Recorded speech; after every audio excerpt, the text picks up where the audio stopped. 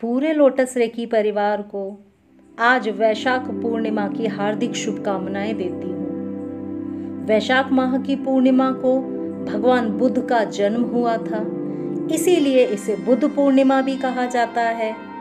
न सिर्फ गौतम बुद्ध का जन्म आज की तिथि में हुआ था, बल्कि उनको कठिन साधना के बाद ज्ञान यानी कि बुद्धत्व की प्राप्ति भी आज ही के दिन हुई थी। आज 16 मई बुद्ध पूर्णिमा के रूप में मनाई जा रही है। हिंदू धर्म हो या बौद्ध धर्म हो, इस तिथि को सभी धर्मों के लोग भगवान बुद्ध के जन्मोत्सव के रूप में मनाते हैं। जगह जगह प्रकाशोत्सव किया जाता है। भगवान बुद्ध की शिक्षाओं को आत्मसात करके उनके प्रति सच्ची श्रद्धा रखी जाती है। कहा जाता है कि अगर भगवान बुद्ध की शिक्षाओं पे ध्यान दिया जाए तो मनुष्य सभी तरह के सांसारिक परेशानियों, कष्टों से दूर रहता है, उसका मन शुद्ध हो जाता है। भगवान बुद्ध महानतम आध्यात्मिक गुरुओं में से एक थे। भगवान बुद्ध द्वारा दिया गया शांति, भाईचारा और करुणा का संदेश पूरे विश्व में आज भी शाश्वत है। भगवान बुद्ध ने पूरी दुनिया को करुणा और सहिष्णुता के मार्ग के लिए प्रेरित किया। भगवान बुद्ध का जीवन अनेक प्रेरणाओं से भरा हुआ है।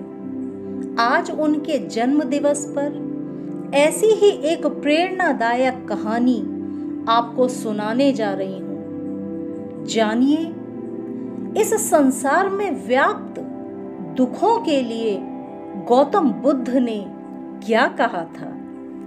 इस संसार में ज्यादातर लोग अपने दुखों की वजह हमेशा दूसरों को मानते हैं। अपने जीवन में आए हुए दुखों को और कष्टों का कारण वो हमेशा किसी और को समझते हैं, जबकि हमारे जीवन में आए हुए दुखों की असली वजह हम खुद ही होते हैं। हमें खुद को इससे बचाने का प्रयास करना चाहिए।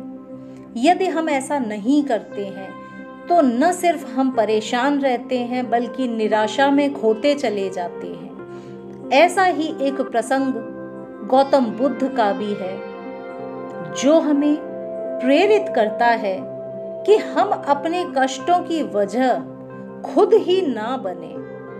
आइए जानते हैं इस कहानी को। एक बार गौतम बुद्ध नगर में घूम रहे थे।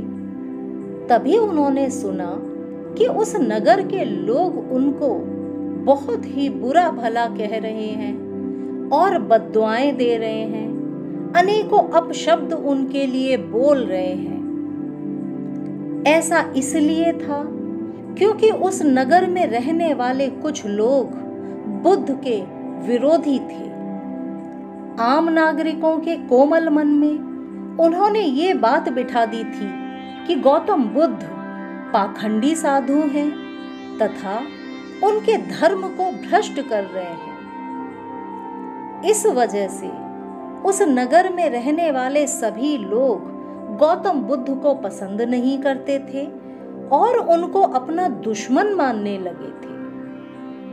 गौतम बुद्ध ने जब नगरवासियों के तानों और उलाहनों को सुना तो काफी देर तक एक कोने में खड़े रहकर मुस्कुराते रहे। बहुत देर तक वो सुनते रहे और मुस्कुराते रहे। काफी देर बाद जब नगरवासी बोल बोलकर स्वयं ही थक गए और चुप हो गए, तब गौतम बुद्ध ने उनसे पूछा कि क्या अब मैं जा सकता हूं? ग्रामवासियों के आश्चर्य व क्रोध का ठिकाना ही नहीं था। उनको बड़ा आश्चर्य हुआ और उन्होंने कहा कि तुम कैसे व्यक्ति हो? हम तुमको भला बुरा कह रहे हैं उसके बाद भी तुम चुप खड़े रहकर मुस्कुरा रहे हो और बिना कुछ कहे जाने की बात कर रहे हो। कैसे व्यक्ति हो तुम? तब उस व्यक्ति की बात का जवाब देते हुए गौतम बुद्ध ने कहा, आप सब चाहें मुझे कितनी भी गालियां दें या कितना भी बुरा कहें, मैं इन्हें खुद पर नहीं लूंगा, क्योंकि मैं जानता हूं कि मैं कुछ गलत नहीं कर रहा। इसीलिए इन बातों को जब तक मैं स्वीकार नहीं करता तब तक इनका मुझ पर कोई असर नहीं पड़ेगा। गौतम बुद्ध ने आगे कहा, जब मैं इन गालियों और बुराइयों को अपने ऊपर लूंगा ही नहीं तो ये निश्चित तौर पर आपके पास ही रह जाएगी और मुझ पर कोई असर नहीं करेगी। तो साथियों, ये छोटी सी कहानी हमको क्या प्रेरणा देती है?